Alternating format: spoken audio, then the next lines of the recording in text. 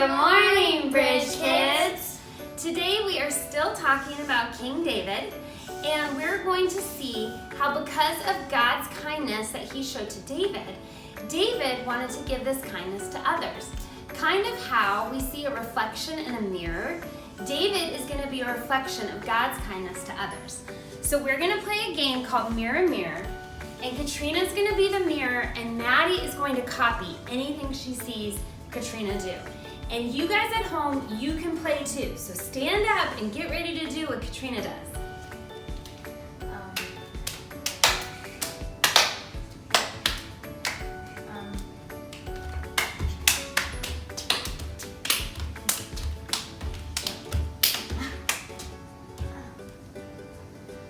Good job.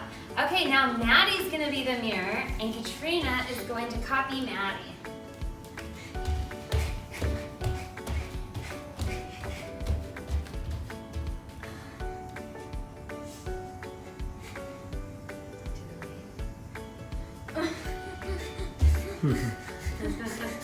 Good job.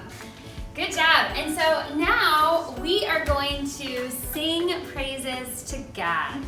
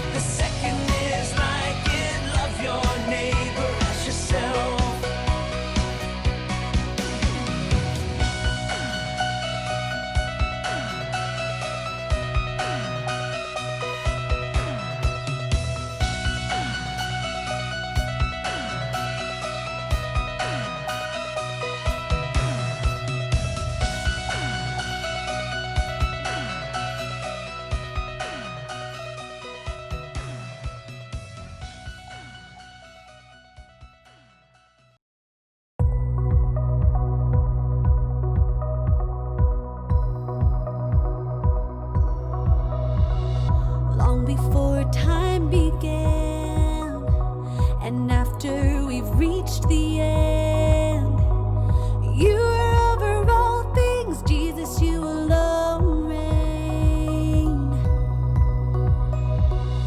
Nations and kings may rise, hearts may be filled with pride. You are over all things, Jesus, you alone. Whether great or small, you rule them all, the mighty and the weak. Over every home, over every throne, and one day all will see you are the King of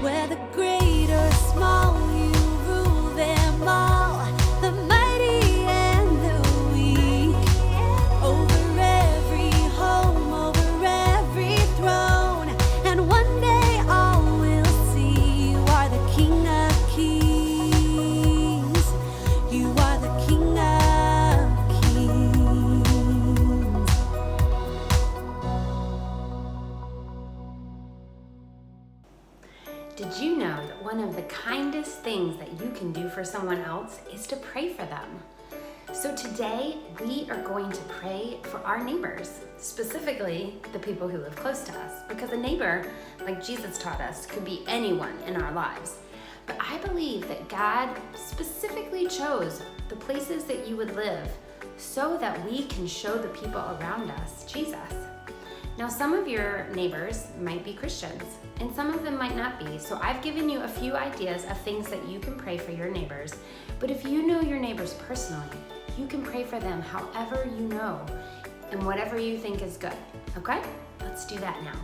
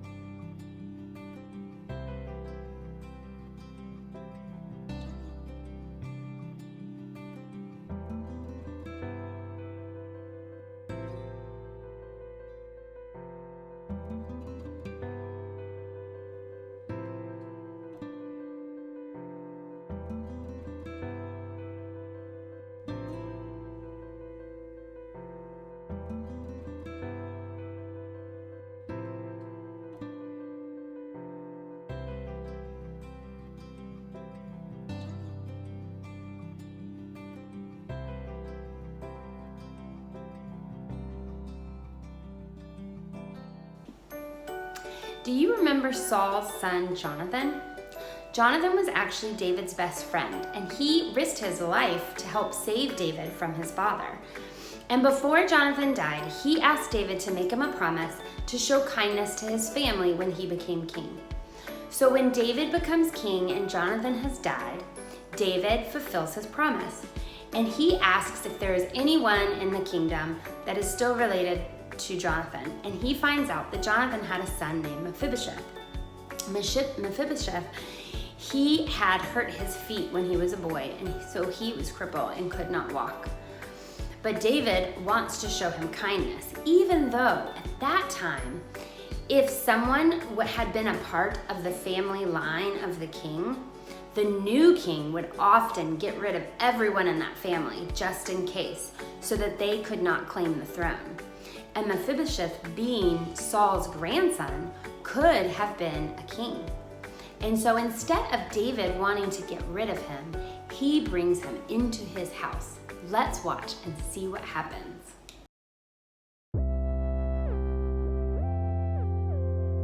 David was a good king for Israel. He defeated his enemies, and he obeyed God to do what was fair and right for God's people. One day, David thought about King Saul and his family. David and Saul's son Jonathan had been best friends.